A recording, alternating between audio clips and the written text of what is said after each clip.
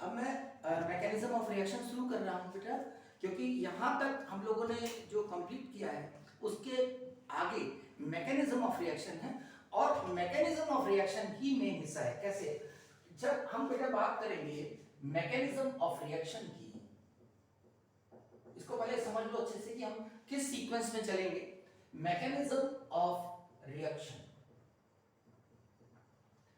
तो जो mechanism of reaction में पूरी ऑर्गेनिक केमिस्ट्री में जितनी ऑर्गेनिक केमिस्ट्री है उसमें हम 4 हिस्सों में रिएक्शंस को बांट सकते हैं।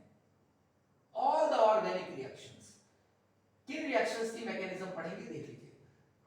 सारी जितनी भी रिएक्शन है बेटा उनको कैसे बांट सकते हैं?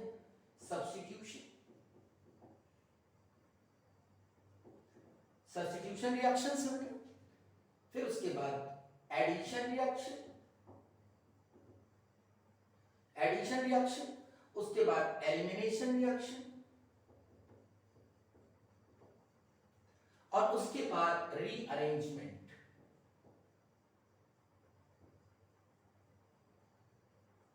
ये 4 हिस्से होते हैं। इसके अलावा ऑर्गेनिक केमिस्ट्री में कुछ भी नहीं है। यानी substitution reaction, addition reaction, elimination और रीअरेंजमेंट, अगर इनको बहुत अच्छे से पढ़ लिया जाए तो पूरी बात खत्म। अब देखिए मैं यहां पर क्या कर रहा हूं, मैं फॉलो करता चल रहा हूं आपकी एनसीईआरटी को। एनसीईआरटी का अगर सेकंड पार्ट देखा जाए तो सेकंड पार्ट में एल्काइल हैलाइड, एराइल हैलाइड है। अब उसमें जो है सब्स्टिट्यूशन का बहुत बड़ा हिस्सा है, तो सब्स्टिट्यूशन जो मैं पढ़ाऊंगा उसमें क्या क्या एराइल हैलाइड से और एल्काइल हैलाइड से आएगा वो मैं आपको बताता जाऊंगा।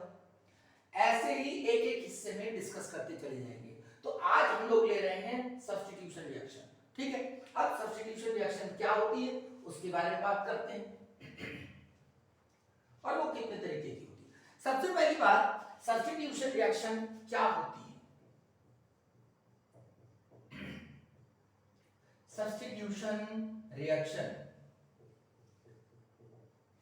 अब ये सब्स्टिट्यूशन रिएक्शन है, इसमें क्या होता है? जैसे मान लीजिए अगर हम कहें AB CD से रिएक्शन करता है, AB CD से रिएक्शन करता है और यहां पर B जो है D की जगह आ जाता है और D B की जगह आ जाता है।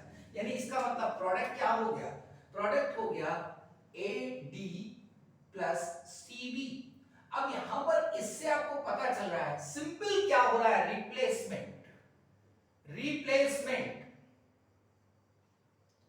रिप्लेसमेंट का मतलब म्यूचुअल रिप्लेसमेंट, म्यूचुअल सब्स्टिट्यूशन।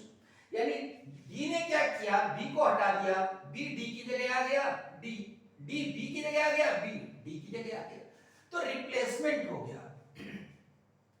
अब रिप्लेसमेंट अगर हुआ है तो क्या होगा? There is no change in bond, there is no change in bond. यानी बॉन्ड चेंज होने का मतलब ये हुआ कि sigma bond and pi bond remains unchanged. जितने सिग्मा बॉन्ड और पाई बॉन्ड इसमें थे उतने ही सिग्मा बॉन्ड पाई बॉन्ड इसमें होंगे। मेरी बात सुनो बेटा, जितने सिग्मा बॉन्ड पाई बॉन्ड इसमें होंगे उतने ही सिग्मा बॉन्ड पाई बॉन्ड इसमें होंगे। जैसे एक एग्जांपल ले लें आपको समझाने के लिए। सपोज करिए कि हमने ये ले लिया एलाइल क्लोराइड, एलाइल क्लोराइड ले लिया हमने, दिस इज एलाइल क्लोराइड। इसकी रिएक्शन मैंने कराई KOH के साथ। KOH है बेटा एक्वस। अब ये एक्वस KOH है तो देखिए क्या हो रहा है यहां पर, ये OH यहां गया, ये Cl यहां आ गया, क्या बन गया?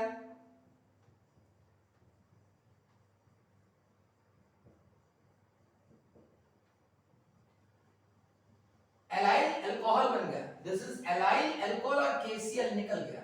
अगला देखिए OH यहां पर आ गया, Cl यहां आ गया, बिल्कुल ऐसी रिएक्शन है। अब देखिए यहां पर क्या था, एक पाई बॉन्ड है, काउंटिंग कर लेते हैं, sigma bond sigma bond sigma bond sigma bond sigma bond sigma bond sigma bond. देखिए 1 2 3 4 5 6 7 8, 8 सिग्मा बॉन्ड बेटे यहां पे, 8 सिग्मा बॉन्ड यहां पर, 8 सिग्मा बॉन्ड यहां पर। जरा चेक किया जाए,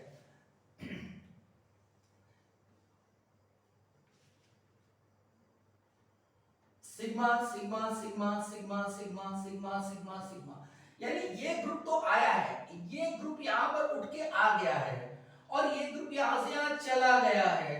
तो अब इसके अलावा इतने में देखिए जितना सिग्मा बॉन्ड पाई बॉन्ड था उतना ही है, 1 2 3 4 5 6 7 8, यानी यहाँ पर 8 सिग्मा बॉन्ड, और देखो यहाँ ये बेटा पाई बॉन्ड है, ये पाई बॉन्ड है, तो 1 पाई बॉन्ड, 1 पाई बॉन्ड। तो क्या हुआ, हमारा कहने का मतलब ये है कि जितना सिग्मा बॉन्ड पाई बॉन्ड, जितना sigma bond pi bond reactant में है उतना ही sigma bond pi bond product में है। इससे पता चलता है कि जब हम सब्स्टिट्यूशन रिएक्शन की बात करेंगे बेटा, सब्स्टिट्यूशन रिएक्शन की बात करेंगे तो सिग्मा बॉन्ड पाई बॉन्ड में कोई चेंज नहीं होगा, रिप्लेसमेंट हुआ, there is no change in sigma bond and pi bond. ये बात समझ आई? तो अब हम क्या समझ गए हैं, हम ये समझ गए हैं बेटा कि सब्स्टिट्यूशन रिएक्शन की पहचान क्या है। सब्स्टिट्यूशन रिएक्शन में म्यूचुअल रिप्लेसमेंट होता है, आप एटम्स का कह सकते हैं, आप ग्रुप का कह सकते हैं, और दूसरी बात कि सिग्मा बॉन्ड पाई बॉन्ड में कोई भी चेंज नहीं होगा। चलिए आगे चलते हैं। अब ये बताना है, ये तो दो बातें हो गई, अब तीसरी बात।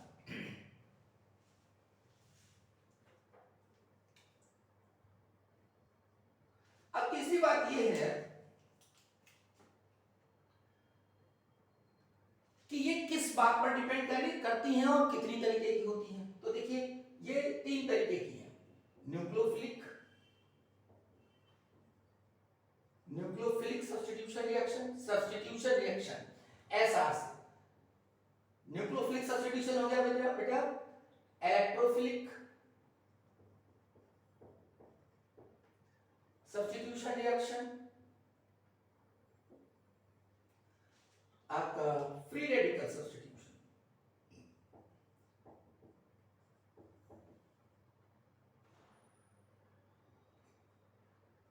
तो nucleophilic substitution reaction, electrophilic substitution reaction और फ्री रेडिकल सब्स्टिट्यूशन रिएक्शन, ये किस बात पर डिपेंड करते हैं।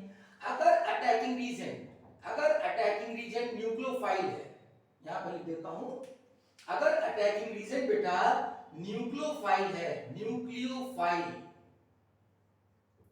अगर न्यूक्लियोफाइल अटैकिंग रीजन है तो वो न्यूक्लियोफिलिक सब्स्टिट्यूशन रिएक्शन होगी।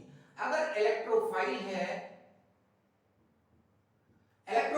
तो इलेक्ट्रोफिलिक सब्स्टिट्यूशन रिएक्शन होगी, और अगर फ्री रेडिकल है तो वो फ्री रेडिकल सब्स्टिट्यूशन रिएक्शन कहलाएगी। मेरी बात समझ में आ रही है?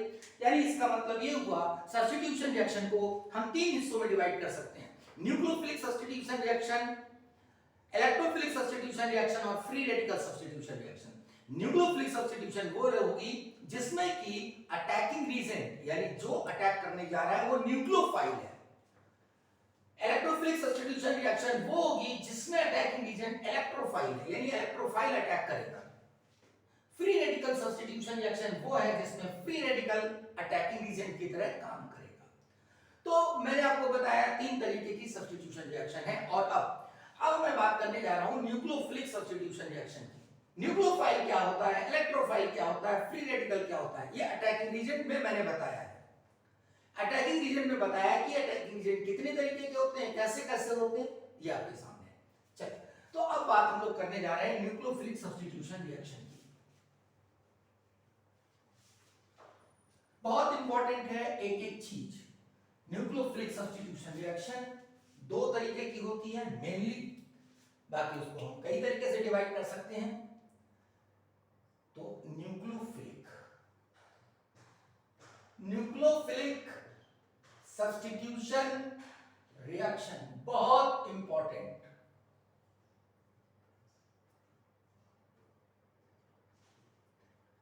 ये अगर इसको पहले हम डिवाइड करें ऑन द बेसिस ऑफ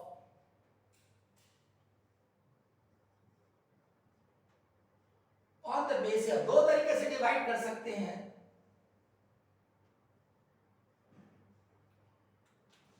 पहला हम कह सकते हैं path of the mechanism, path of mechanism. एक हुआ कि हम पाथ ऑफ मैकेनिज्म पे कैसे डिवाइड करते हैं, और दूसरा है रिएक्टेंट, यानी इसका मतलब सबस्ट्रेट कैसा है। सबस्ट्रेट में ना बेटा, सबस्ट्रेट जो है वो क्या हो सकता है, वो एरोमेटिक हो सकता है, एलिफेटिक हो सकता है।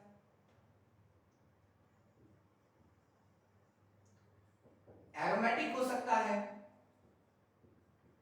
एलिफेटिक हो सकता है। पाथ ऑफ मैकेनिज्म पर हम किस तरीके से डिवाइड कर सकते हैं, SN1 और SN2। मेरे पास समझ में आ रही है? पाथ ऑफ मैकेनिज्म यानी किस पाथ को फॉलो कर रहा है, किस ट्रैक को फॉलो कर रहा है, यानी जो ब्रेकिंग हो रही है उसमें रिएक्शन इंटरमीडिएट कैसा बन रहा है, वो स्टेबल है या ट्रांजिशन स्टेट कौन सी बन रही है, उस बात पर डिपेंड करेगा SN1 है या SN2। SN1 nucleophilic first order substitution reaction, SN2 second order bimolecular nucleophilic bimolecular या nucleophilic second order substitution reaction. ये बातें आगे आएंगी कि हम इसको क्यों कहते हैं। तो अब यहां पर है एरोमेटिक या एलिफेटिक। तो सबसे पहले हम एरोमेटिक न्यूक्लियोफिलिक सब्स्टिट्यूशन रिएक्शन की बात करने जा रहे हैं। एरोमेटिक न्यूक्लियोफिलिक सब्स्टिट्यूशन रिएक्शन, सबसे पहले हम इसको लेंगे, इसको हटाया जाए, एक एक चीज पे कंसंट्रेट करते जाएंगे हम लोग, बहुत इंपॉर्टेंट है। देखा जाए एरोमेटिक न्यूक्लियोफिलिक सब्स्टिट्यूशन रिएक्शन, तो अगर थोड़ा सा इसके बारे में हम इंट्रोड्यूस कर दें आपको तो ज्यादा अच्छा रहेगा। जैसे मान लेते हैं कि अगर मैं कहूं एरोमेटिक के लिए, तो एरोमेटिक के लिए इसका मतलब ये बेंजीन के घर वाले हैं, यानी इनका खानदान जो है वो बेंजीन से शुरू होता है। ये सारे कंपाउंड जो एरोमेटिक के हैं वो बेंजीन से शुरू होते हैं। और भाई यहां पर एक लीविंग ग्रुप लगा होगा और यहां पर एक न्यूक्लियोफाइल लगा होगा। अभी बताता हूं, परेशान मत होइए। अब यहां पर ये एलिफेटिक हो गया, ये न्यूक्लियोफाइल आ गया। अब हमारे पास दो रिएक्शन दिखाई देगी।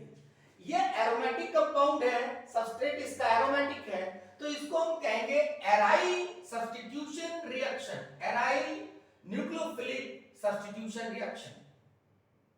और इसको कहेंगे एलिफेटिक न्यूक्लियोफिलिक सब्स्टिट्यूशन रिएक्शन। मोटा मोटा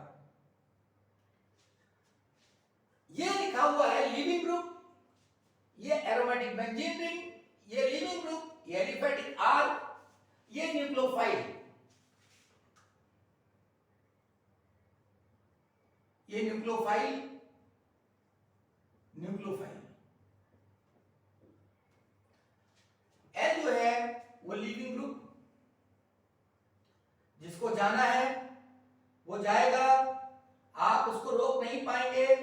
जो जाता है उसी को हम कहते हैं लीविंग ग्रुप, इसलिए उसकी चिंता मत करिए। जिसको जाना है वो जाएगा, आप अपना काम करते रहिए, आप अपना काम करते रहिए। आप मतलब न्यूक्लियोफाइल, न्यूक्लियोफाइल अपना काम करता रहेगा, जद्दोजहद करता रहेगा, कोशिश करता रहेगा। अब ये दो रिएक्शन हमारे सामने हैं, तो बात आती है कि अगर ये रिएक्शन है तो क्या इनमें दोनों में डिफरेंस क्या है। डिफरेंस ये है बेटा, देखिए यहां पर जब लीविंग ग्रुप के जाने की बात आएगी तो ये आ क्या कहेगा, यहां से जाओ। क्यों कहेगा इससे कि जाओ यहां से, क्यों कहेगा भाई, इसलिए कहेगा क्योंकि उसका प्लस आई इफेक्ट है। आर कैसा होता है, प्लस आई इफेक्ट, आर का प्लस आई इफेक्ट, और आर का प्लस आई इफेक्ट है तो इसको कहेगा यहां से जाओ। मेरी बात समझ में आई? और अगर ये जाने की बात कर रहा है तो ये आने की बात अपने आप करने लगेगा। इसका मतलब ये कुछ पॉसिबल दिखाई दे रहा है ये रिएक्शन। लेकिन अगर एरोमेटिक में बात की जाए तो एरोमेटिक में क्या है, जो बेंजीन रिंग है उसके बारे में मैंने आपको ऑर्बिटल डायग्राम में बताया है। सबसे पहले जो मैंने डिस्कस किया है ऑर्बिटल डायग्राम, उसमें मैंने बताया था कि इस ऑर्बिटल की वजह से, दिस इज पाई ऑर्बिटल, क्या है ये, पाई ऑर्बिटल, लेवल की वजह से ये कैसा है, इलेक्ट्रॉन रिच। ये कैसा है, इलेक्ट्रॉन रिच। और अगर ये इलेक्ट्रॉन रिच है तो बेटा ये इसको आने नहीं देगा। यानी इसका मतलब ये हुआ कि जो बेंजीन डेरिवेटिव्स हैं, बेंजीन या बेंजीन डेरिवेटिव्स, उसमें न्यूक्लियोफिलिक सब्स्टिट्यूशन आसानी से नहीं होगा। यानी अगर हम बात करें न्यूक्लियोफिलिक सब्स्टिट्यूशन रिएक्शंस की, एरोमेटिक न्यूक्लियोफिलिक सब्स्टिट्यूशन रिएक्शन की बात करूं तो ये आसानी से नहीं होने वाला। क्यों नहीं होने वाला? क्योंकि बेंजीन रिंग कैसी है, इलेक्ट्रॉन रिच। और जब ये इलेक्ट्रॉन रिच है तो इस पर न्यूक्लियोफाइल का अटैक करना, न्यूक्लियोफाइल कैसा है, इलेक्ट्रॉन रिच। ये भी इलेक्ट्रॉन रिच, ये भी इलेक्ट्रॉन रिच। जैसे ये करीब आएगा क्या कहेगा, जाओ यहां से, भाग जाओ यहां से। क्यों? क्योंकि रिपल्शन लगेगा। इसका मतलब ये रिएक्शन आसानी से नहीं होगी। अच्छा नहीं मानते हो तो देखो मेरी बात को, देखो एक एग्जांपल लेते हैं आपको दिखाने के लिए। क्या लें? ये लिया मैंने क्लोरोबेंजीन, ये क्लोरोबेंजीन लिया। अब देखो बेटा यहां पर ये लिविंग ग्रुप की जगह क्या लगा है, Cl। अब मैं रिएक्शन इसकी कराना चाहता हूं KOH के साथ। सॉलिड KOH लिया जाता है इसमें। अब इस रिएक्शन को हमें कराना है, तो आप देखोगे इस रिएक्शन को बुक में जब देखोगे तो क्या देखोगे, यहां हाई टेम्परेचर हाई प्रेशर लगा रहता है। हाई टेम्परेचर हाई प्रेशर क्यों लगा रहता है, सोचने की कभी कोशिश की? वो इसलिए लगा रहता है कि यहां पर क्लोरोबेंजीन को ब्रेक करना बहुत मुश्किल है। कैसे? एक तो मेरा बेटा देखिए ध्यान से, एक तो शेर, शायरी वाला नहीं, शेर, एक तो शेर ऊपर से बंदूक लिए हुए। अगर शेर है और बंदूक लिए है तो ना तो गोली खर्च होगी और ना शेर की दहाड़ खर्च होगी, काम हो जाएगा। यानी ये अपने को बचा ले जाएगा। कैसे? देखिए यहां पर अगर ये OH माइनस अटैक करना चाहता है तो कहां करेगा, यही तो करेगा। अब यहां क्या हो रहा है देखिए, ये पहली बार तो ये इलेक्ट्रॉन रिच और दूसरी बार मीजोमेरिक इफेक्ट, यानी मीजोमेरिक इफेक्ट की वजह से क्या हुआ, देखिए इसकी वजह से क्या हुआ, ध्यान से देखिए,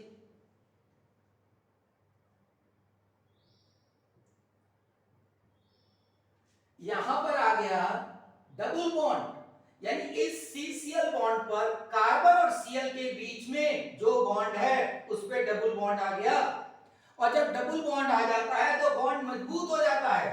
डबल बॉन्ड की strength, bond strength double bond की सिंगल से ज्यादा होती है, बॉन्ड स्ट्रेंथ। तो अगर सिंगल बॉन्ड की बॉन्ड स्ट्रेंथ और डबल बॉन्ड की बॉन्ड स्ट्रेंथ कंपेयर की जाए तो डबल बॉन्ड की बॉन्ड स्ट्रेंथ सिंगल बॉन्ड से ज्यादा है, और अगर ये ज्यादा है तो तोड़ना मुश्किल होगा।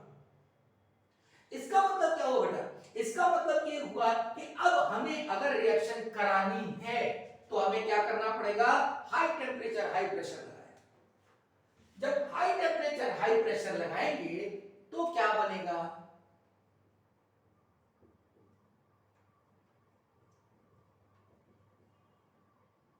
KCl। ठीक है, वो बात अलग है कि फर्दर ये रिएक्शन इसके साथ कर जाएगा, क्योंकि फिनॉल कैसा होता है, एसिडिक। मैंने आपको बताया फिनॉल कैसा होता है, एसिडिक। अब KOH इसके अंदर है तो क्या करेगा, ये बन जाएगा पोटेशियम फिनॉक्साइड। कोई मुश्किल बात नहीं है। देखो अब देखो, ये मैं पता ये एसिड है, अब ये क्या है, ये बेस है। तो जब ये बना तो इसके अंदर बेस तो था ना, और ये एसिड था, तो जैसे ही ये बना इसके साथ तुरंत इसकी मुलाकात हो जाएगी। यानी एसिड की मुलाकात बेस से हुई, बेचारे दोनों मिले और पानी पानी हो गए। दोनों की मुलाकात हुई और पानी पानी हो गए, तो बना क्या, potassium phenoxide. This is potassium phenoxide. अब देखिए अगर ये पोटेशियम फिनॉक्साइड बना, हमको बनाना क्या है, मान लीजिए हमें बनाना है, ऐसे यहां लिख लेते, हमें तो बनाना है बेटा फिनॉल। तो क्या करना पड़ेगा, इसकी हाइड्रोलिसिस करनी पड़ेगी, यानी HCl खूब सारा डाइल्यूट में, यानी क्या किया, खूब सारे पानी में, बहुत सारे पानी में 2-4 बूंद HCl डाल दिया, बहुत सारे पानी में 2-4 बूंद HCl डाल दिया, बहुत गंभीरता से सुनने की जरूरत है, 2-4 बूंद HCl डाल दिया तो ये हाइड्रोलिसिस हो जाएगी और बन गया फिनॉल।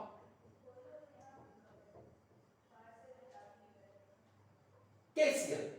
मेरा कहने का मतलब ये है कि अगर क्लोरोबेंजीन से फिनॉल बनाना है तो सिर्फ इतनी से काम नहीं चलेगा, क्या करना पड़ रहा है, हाई टेम्परेचर हाई प्रेशर। क्यों, क्योंकि ये रिएक्शन आसान नहीं है, यहां पर nucleophilic substitution reaction it is not easy. क्यों, क्योंकि बेंजीन रिंग इलेक्ट्रॉन रिच है। दूसरी बात, यहां पर मेसोबैरिक इफेक्ट की वजह से यहां पे डबल बॉन्ड कैरेक्टर आ जाता है, तो इसलिए इस बॉन्ड को तोड़ना मुश्किल होगा। अब जब इस बॉन्ड को तोड़ना मुश्किल है तो क्या करना पड़ेगा, हाई टेम्परेचर हाई प्रेशर। ये बन गया क्या, एसिड। अब एसिड है, सॉल्यूशन के अंदर क्या है, बेस है, तो बेस क्या कर जाएगा, एसिड बेस रिएक्शन होगी, यहां पे क्या बन गया, सॉल्ट, पोटेशियम फिनॉक्साइड। लेकिन हमें बनाना क्या था, हमें फिनॉल बनाना था, तो क्या करेंगे हम, फिर क्या करेंगे, हमने एक्वस HCl से रिएक्शन करा दी। एक्वस मतलब खूब सारा पानी, उसमें 2-4 बूंद HCl डाल दिया, इसको कहते हैं हाइड्रोलिसिस। इसीलिए ये पूछा भी जाता है, ये पूछा जाता है कि फिनॉल की प्रिपरेशन में हम KOH की रिएक्शन करने के बाद हाइड्रोलिसिस से क्यों फॉलो कराते हैं, why this reaction is followed by hydrolysis. वो इसलिए क्योंकि फिनॉल क्या है बेटा, फिनॉल एसिड है, और जैसे ही एसिड बनेगा वो KOH से रिएक्शन कर जाएगा, और KOH से रिएक्शन कर जाएगा तो क्या होगा, फिनॉक्साइड बन जाएगा, और हमें फिनॉक्साइड चाहिए नहीं, तो हमें यहां हाइड्रोलिसिस करानी पड़ती है। ये मैंने बात करते करते आपको क्या बताया, ये मैंने आपको डाउस प्रोसेस बताया, डाउस प्रोसेस मोस्ट इंपॉर्टेंट। इसमें क्या क्या रिएक्शन क्वेश्चंस बन सकते हैं मैंने वो भी बता दिए। दिस इज डाउस प्रोसेस, क्लोरोबेंजीन से फिनॉल। मैंने क्यों बताया, मेरा यहाँ पे रिएक्शन बताने का मतलब नहीं था बेटा, मैं इस रिएक्शन को नहीं बताना चाहता, मैं बताना चाहता था कि अगर न्यूक्लियोफिलिक सब्स्टिट्यूशन क्लोरोबेंजीन की कही जाए तो वो आसान नहीं है, उसमें हाई टेम्परेचर हाई प्रेशर लेना होता है। यानी इसका मतलब ये हुआ कि जब हम न्यूक्लियोफाइल से अटैक कराएंगे तो ये आसान नहीं होगा। मैं कई बार बता चुका हूं ना, चलो कोई बात नहीं, आगे बढ़ते हैं। तो इस बात को आप समझ गए हैं, अब मैं यहां पे चलता हूं। इसका मतलब ये काम आसान नहीं है। हम लोग अब बात करने जा रहे हैं एरोमेटिक न्यूक्लियोफिलिक सब्स्टिट्यूशन रिएक्शन, जबकि ये यहां पर आसान है। एलिफेटिक में न्यूक्लियोफिलिक आसान है, एरोमेटिक में न्यूक्लियोफिलिक मुश्किल है।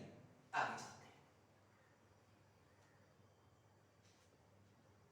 अच्छा, अब साइंटिस्ट क्या करता है, जो चीज मुश्किल है उसको सोचता है कि कैसे किया जाए, उसको फॉलो कैसे किया जाए। देखिए, मान लेते हैं बेटा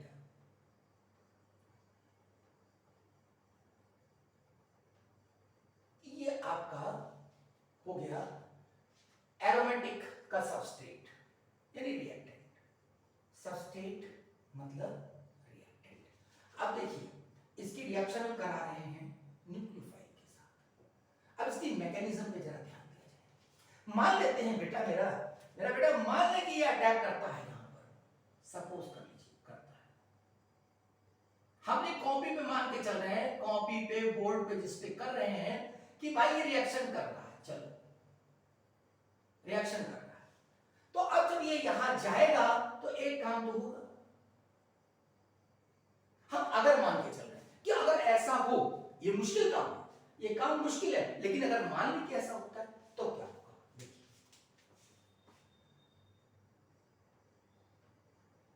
देखिए ध्यान से, एक एक चीज को बेटा, एक एक चीज को ध्यान से देखिए। ये इधर आ गया, ये इधर आ गया, ऐसा हुआ, ये ऐसा हो गया, ये हमारे पास स्थिति आई, पहली स्थिति। अब ये क्या करेगा, अब ये क्योंकि ये स्ट्रक्चर में नेगेटिव चार्ज डबल बॉन्ड के साथ कॉन्जुगेशन में, negative charge sigma bond double bond, ये कॉन्जुगेशन है। अब जब कॉन्जुगेशन है तो अपने आप मेसोमेरिक इफेक्ट शुरू हो जाएगा। बेटा ध्यान से देखिए, बहुत आराम से मेसोमेरिक इफेक्ट शुरू हो जाएगा। अब जो मेसोमेरिक इफेक्ट हुआ तो इसका मतलब हम रेजोनेटिंग स्ट्रक्चर बना रहे हैं। तो एक इंपॉर्टेंट बात ये भी आ गई, ये ऐसा हो गया। अब क्या हो, अब यहां पर इसने फिर अपनी स्थिति चेंज की।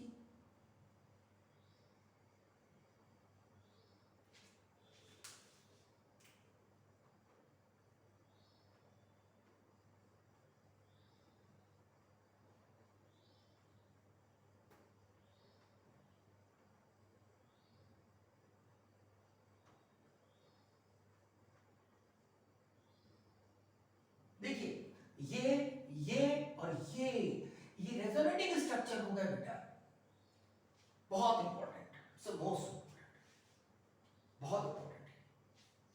तो अब यहां पर ये जो बना, अब क्या होगा, अब ये जब यहां घूम के पहुंचेंगे, ये जब यहां घूम कर पहुंचेंगे तो क्या होगा, अब इसका मतलब इनके जाने का टाइम आ गया है। ये आए, इनको क्या किया, डिस्टेबलाइज किया, थोड़ी देर इनको रोका, फिर इनको डिस्टेबलाइज करने की कोशिश की। किसको, लिविंग ग्रुप को। यानी चुप्पे चुप्पे नेगेटिव चार्ज जा रहा है, ये धीरे धीरे चुपचाप नेगेटिव चार्ज जा रहा है। और जब इसके पास पहुंच गया, जब चुप्पे से पास में पहुंच गया तो अब क्या कहेगा, यहां से जाओ, यहां से जाओ। अब ये ध्यान देने की बात है कि यहां पर देखना बेटा,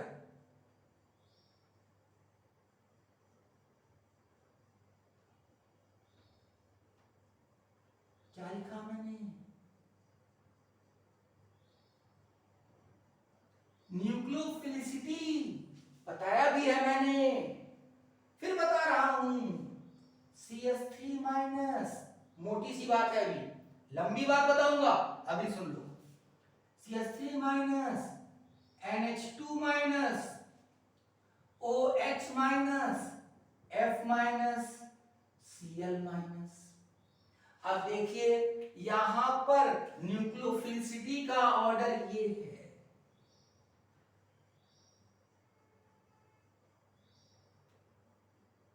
ये न्यूक्लियोफिलिसिटी का ऑर्डर है। मतलब ये हुआ कि यहां पर CH3 माइनस बहुत अच्छा न्यूक्लियोफाइल है। यानी अगर हम बात करें OH माइनस और Cl माइनस की बात करूं तो देखो बेटा, एक छोटी सी बात यहां पे करके समझाता हूं आपको कि अगर इस डिब्बे के साथ लीविंग ग्रुप लगा है और न्यूक्लियोफाइल इस पर अटैक कर रहा है, डिब्बे के अंदर कुछ भी हो सकता है, एल्काइल हो सकता है, एराइल हो सकता है।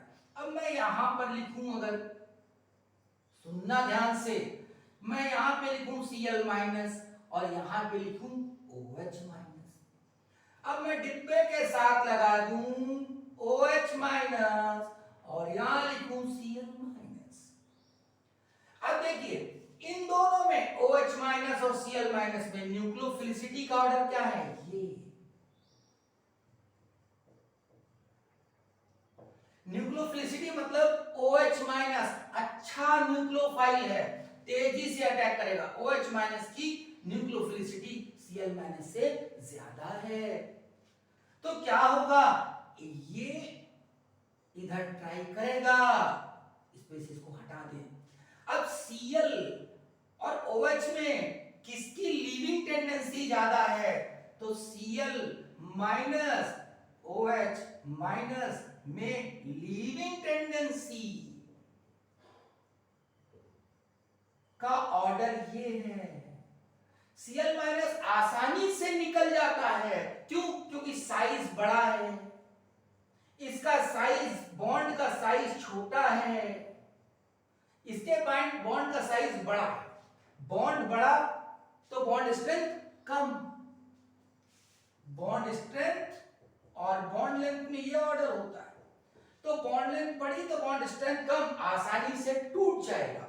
जब आसानी से टूट जाएगा तो ये जाने के लिए तैयार है, लेकिन ये जाने के लिए तैयार नहीं। इसका मतलब ये रिएक्शन होगी आसानी से, ये नहीं होगी। मोस्ट इंपॉर्टेंट इस बात को समझिए, यानी इसका मतलब जो न्यूक्लियोफाइल होना चाहिए उसकी न्यूक्लियोफिलिसिटी ज्यादा होनी चाहिए। न्यूक्लियोफिलिसिटी का मतलब टेंडेंसी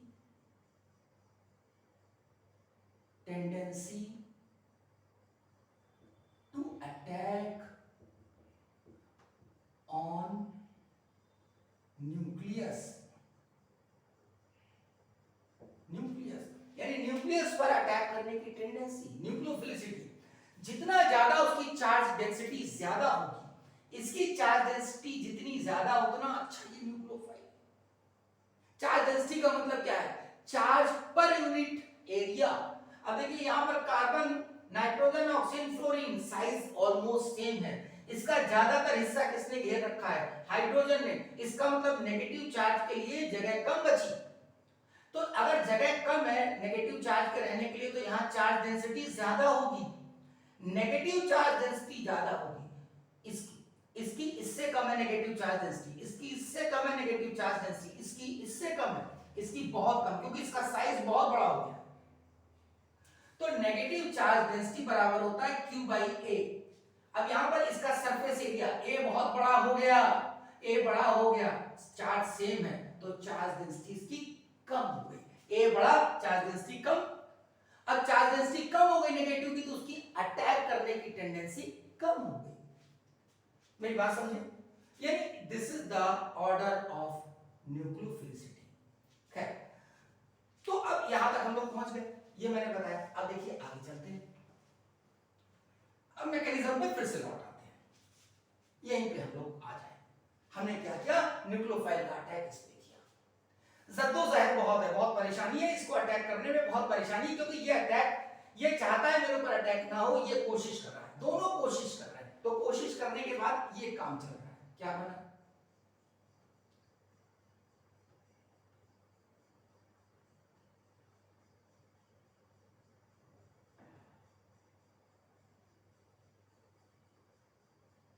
बहुत इंपॉर्टेंट सवाल है ये है इसका रिएक्शन इंटरमीडिएट।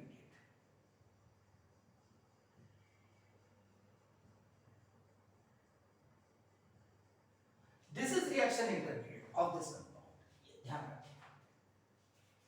अब ये रिएक्शन इंटरमीडिएट हुआ, अब इसके बाद मैंने बताया ये टूटता है। देखिए ये इन तीनों का हाइब्रिड स्ट्रक्चर है, इन तीनों स्ट्रक्चर का ये हाइब्रिड स्ट्रक्चर है। ये बात बहुत इंपॉर्टेंट है। अगर इस रिएक्शन का रिएक्शन इंटरमीडिएट पूछा जाएगा तो आप ये लिखोगे आंसर। मेरी बात समझ में आ रही है? अब देखिए अब क्या हुआ, यहां पर जाने के बाद अगर आप देखें तो आपको ये चीज समझ आएगी।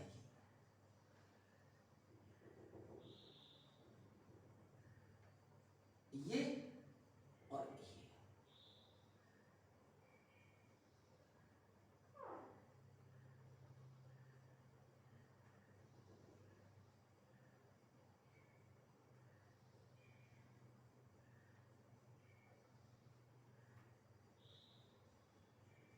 अब यहां पर ये न्यूक्लियोफाइल है,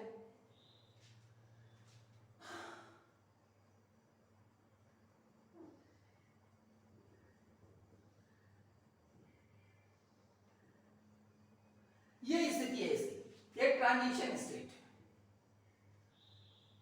यानी इसका मतलब ये तुम्हारा जो है फॉर्म हो रहा है और ये ब्रेक हो रहा है। उसके बाद जब L निकल जाएगा तो फॉर्मेशन हुआ,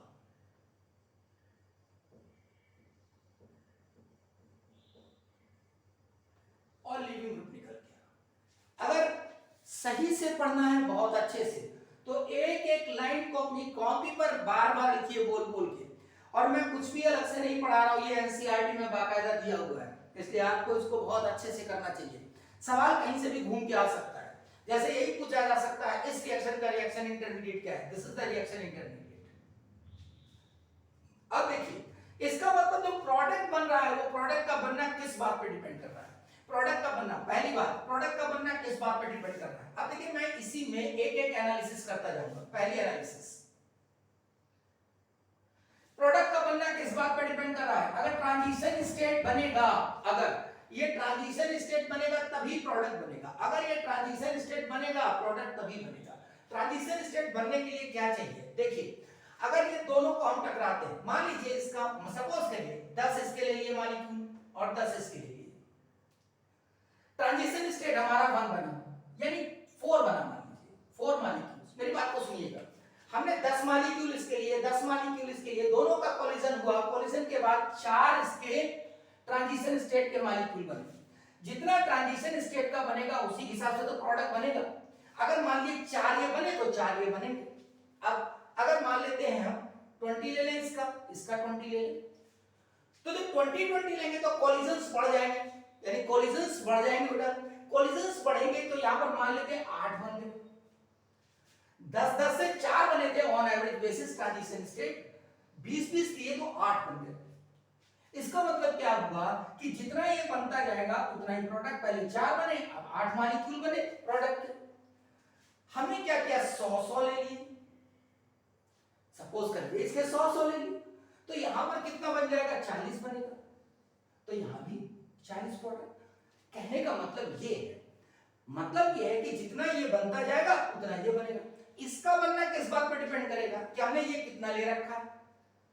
तो कुल मिला के क्या हुआ, इसका कंसंट्रेशन और इसका कंसंट्रेशन, दोनों के कंसंट्रेशन पर प्रोडक्ट डिपेंड करेगा, यानी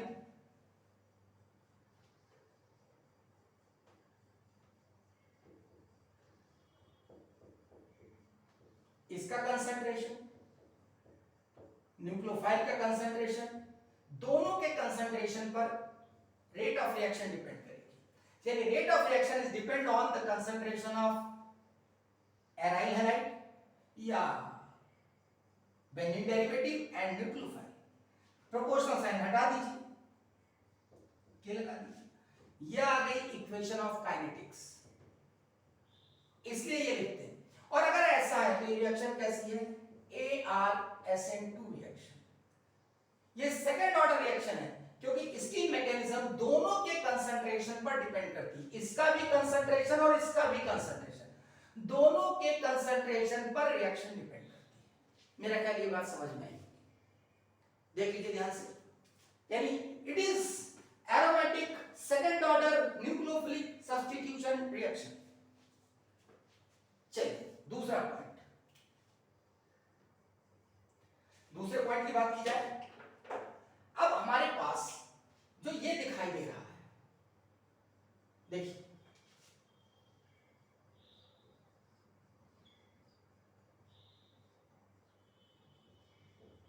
यहां पे जो नेगेटिव आ रहा है वो यहां आ रहा है, देखिए यहां पे नेगेटिव यहां पर आ रहा है, इसको ऐसे कर ले, इसको ऐसे कर ले, सपोज करिए ऐसा है, तो यहां पे नेगेटिव है और यहां पे नेगेटिव। यानी बेटा अगर आप सोचिए इस बात को कि यहां पर मैं कोई एक ऐसा ग्रुप लगा दूं, ऑर्थो पोजीशन पर कोई ऐसा ग्रुप लगा दूं जो इलेक्ट्रॉन विड्रॉइंग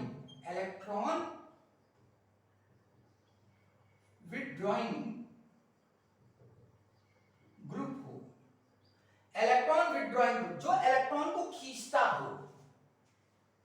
कैसे, देखिए ये नेगेटिव यहां पर है, अगर ये काम, अगर मैं यहां पर कोई ऐसा ग्रुप लगा दूं जो इलेक्ट्रॉन को खींचे, ध्यान से सुनिए, जो खींचे इलेक्ट्रॉन को खींचे, इलेक्ट्रॉन विड्रॉइंग ग्रुप लगा दें, तो क्या होगा, इस काम को आसान कर देगा।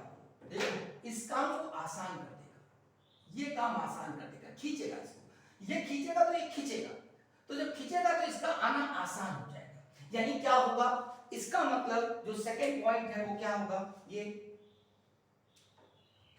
सुनिए electron withdrawing group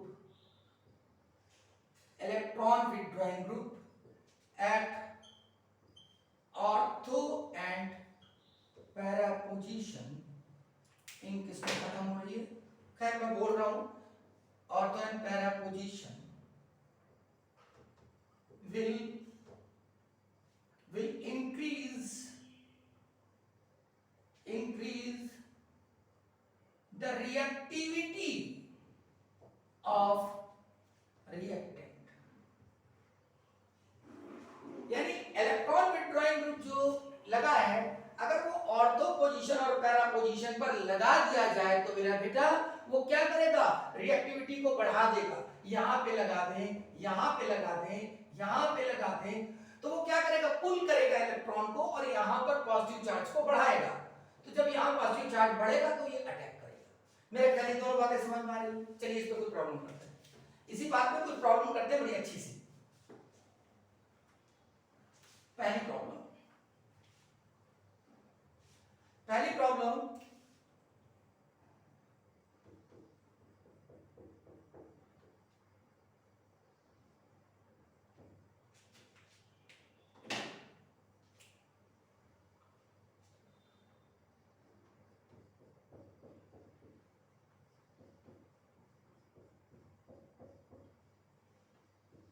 reactivity with nucleophile,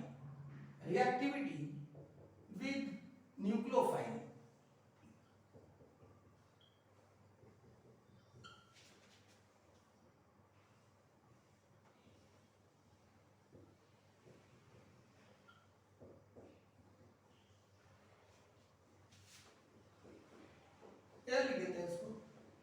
अब ये चार कंपाउंड हमारे पास है, इनकी रिएक्टिविटी के बारे में बात करना है। अब देखिए ये जो कंपाउंड आपका NO2 है ये कैसा है, -I और -N, यानी ये इलेक्ट्रॉन विथड्रॉइंग ग्रुप है। क्या करेगा, पुल करेगा, इलेक्ट्रॉन को खींचेगा। जब ये खींचेगा इलेक्ट्रॉन को तो यहां पर क्या करेगा, प्लस क्रिएट करेगा। ये खींचेगा ना इलेक्ट्रॉन को, देखो ये खींचेगा, पुल करेगा, खींचेगा, ऐसे काट के खींचेगा और खींचेगा। तो खींचेगा तो ये इलेक्ट्रॉन इधर खींचेगा, जब खींचेगा तो यहां क्या आएगा, प्लस आएगा। अब देखिए ये भी खींच रहा है, ये भी खींच रहा है, और दोनों कहां से खींच रहे हैं, ऑर्थो पैरा पर। यानी ऑर्थो पर भी नेगेटिव आता है और पैरा पे भी नेगेटिव, यदि दोनों खींच सकते हैं, दोनों खींचेंगे तो यहां पर प्लस और ज्यादा आ जाएगा, प्लस और बढ़ जाएगा। यहां पर वो कचकचा के तीनों जगह से खींच रहा है, मतलब सोच बहुचा बच जाएगा एकदम कस के, यहां खींचे पड़ा हुआ है कस के, यानी यहां पर प्लस और ज्यादा हो जाएगा, बहुत ज्यादा हो जाएगा। तो मेरा ख्याल है अब आपको ये बात समझ आ जाएगी कि अगर न्यूक्लियोफाइल का अटैक कराया जाए तो कहां तेजी से होगा, ये ऑर्डर होगा, इस पर बहुत तेज होगा, न्यूक्लियोफाइल इस पर बहुत तेजी से जाएगा। तो order of reaction, sorry nucleophilic reactivity का ऑर्डर क्या हो जाएगा, ये हो जाएगा। This is the order of chlorobenzene, substituted chlorobenzene with nucleophile. अब वो OH- भी हो सकता है, यानी ये Cl का, अब इसमें कई तरीके से सवाल बन सकता है कि रिएक्टिविटी विद न्यूक्लियोफाइल। दूसरी बात बॉन्ड स्ट्रेंथ ऑफ CCl, अब इसकी बॉन्ड स्ट्रेंथ बहुत कम हो गई, CCl की बॉन्ड स्ट्रेंथ। अब जैसे मान लेते हैं यहां पे लिखा है X Y Z W, अब ये पूछ रहा है बॉन्ड स्ट्रेंथ बताइए, तो X Y Z W bond strength ये होगी, इसकी बॉन्ड स्ट्रेंथ सबसे कम हो गई क्योंकि टूट जाएगा। तो ऑर्थो और पैरा पोजीशन पर अगर NO2 लगा रहे हैं तो ये बॉन्ड को कमजोर कर देगा, यहां पे प्लस आ जाएगा, न्यूक्लियोफाइल अटैक कर देगा, निकल जाएगा। चलिए आगे बात करते हैं, ये बहुत इंपॉर्टेंट है। अगली problem, reactivity of compound with nucleophile. इन किसकी जा रही है, लेकिन मेरी आवाज सुनते रहिए, मेरी आवाज बेटा सुनते रहिए, आवाज ही पहचान है ना, आवाज ही पहचान है, तो इसकी आवाज सुनते रहिए। जो लोग भी सुन रहे हैं, जिनको भी थोड़ा बहुत फायदा हो जाए, मैं कोशिश करता रहूंगा, ठीक है। अब देखिए यहां पे मैंने लगा दिया मेरा बेटा CH3 लगा दिया, यहां पे मैंने लगा दिया NO2। अब जरा बताइए रिएक्टिविटी ऑर्डर, तो रिएक्टिविटी ऑर्डर क्या होगा, this is the reactivity order. अब मैं ये नहीं बताऊंगा ऐसा क्यों होगा, अरे क्यों नहीं बताऊंगा, बताऊंगा। देखो यहां पर क्या है, यहां पर वो क्या कर रहा है, यहां पर माइनस आई माइनस है, यहां पर क्या है ये प्लस आई, ये क्या करेगा पुश कर देगा इलेक्ट्रॉन को, ये क्या करेगा पुल करेगा।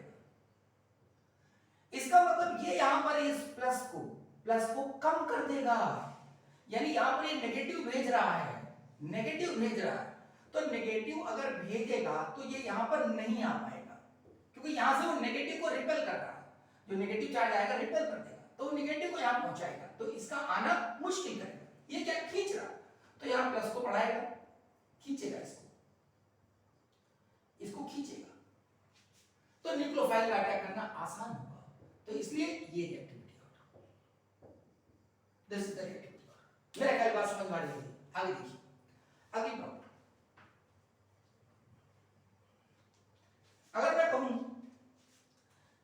अगर मैं कहूं कि ये कंपाउंड है मेरा बच्चा, बहुत बढ़िया, बहुत शानदार कंपाउंड है ये, बहुत शानदार, ये लगाया Cl, अच्छा यहां पे लगा दो Cl, ओके यहां पे Cl लगा दिया, ये लगा दो NO2, ओके ये लगा दिया NO2। अब कहा मैंने कि भाई KOH से रिएक्शन करो और प्रोडक्ट बताओ। चलो पढ़ लो जल्दी से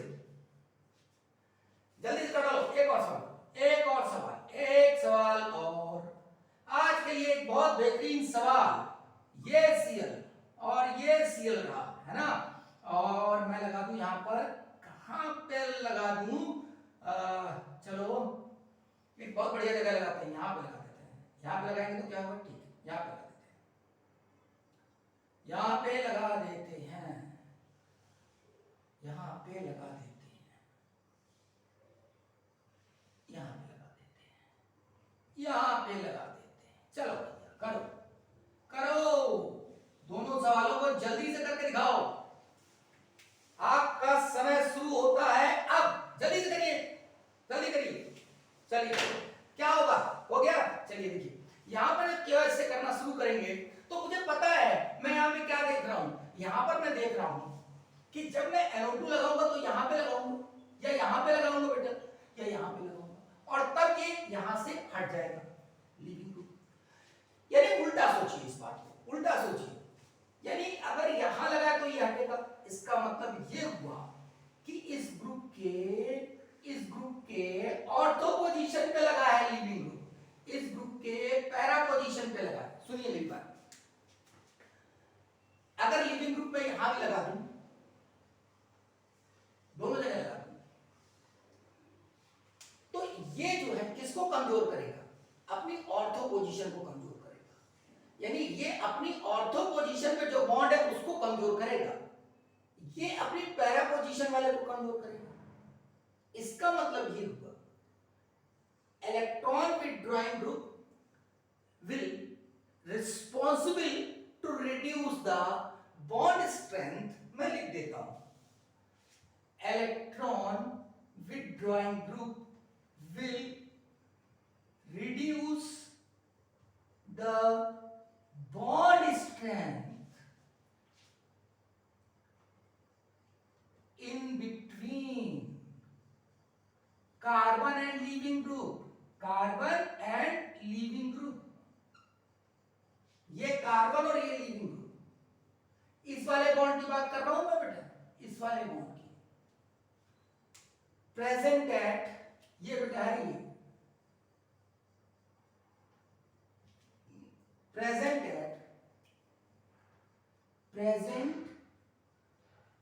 एट ऑर्थो और para position to the electron withdrawing group, para position to the electron withdrawing group,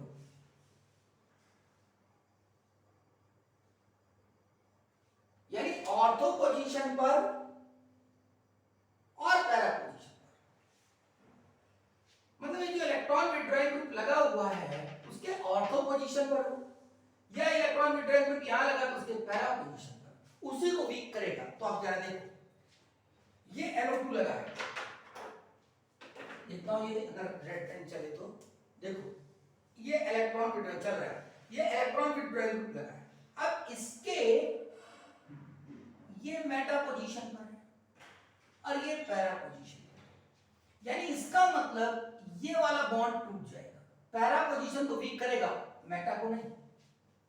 para position के बॉन्ड को, ये पैरा पोजीशन के बॉन्ड को वीक कर देगा, तो प्रोडक्ट क्या हो जाएगा? ये नोट कर लिया? नोट कर लेना, बिना नोट किए कोई पढ़ाई नहीं। एक दो जो लोग भी पढ़ रहे हो, नोट नहीं करोगे कोई फायदा नहीं। चलो, तो प्रोडक्ट क्या होगा देखिए,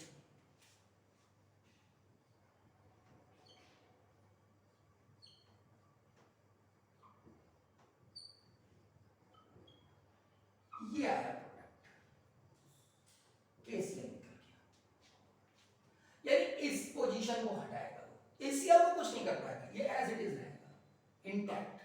अब ऐसे यहां करिए, देखिए ये NO2 लगा है, इसके ऑर्थो पोजीशन पर ये इसकी मेटा पोजीशन पर है, ये इसकी मेटा पोजीशन। इसका मतलब इन दोनों का कुछ नहीं कर पाएगा, वो सिर्फ इस बॉन्ड को वीक करेगा। Product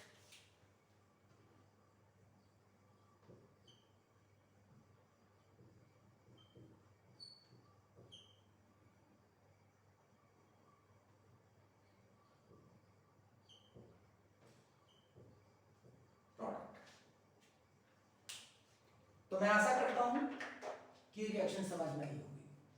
so most important mechanism, ये aromatic second order nucleophilic substitution है, इसको बहुत अच्छे से तैयार कर लीजिए। जो नेक्स्ट वीडियो लेक्चर होगा वो aromatic first order nucleophilic substitution होगा, और उसमें कम से कम मैं आपको 40 से 45 रिएक्शन आपको बताऊंगा ऑर्गेनिक केमिस्ट्री की, और जिसमें की बहुत सारी रिएक्शन एनसीईआरटी में एज इट इज है। ठीक है, इट्स मोस्ट इंपॉर्टेंट। इसको पेन कॉपी लेकर के बार बार रिवाइज करके करिए, जो मुझसे हो सकता है वो मैं लगातार करता रहूंगा। दैट्स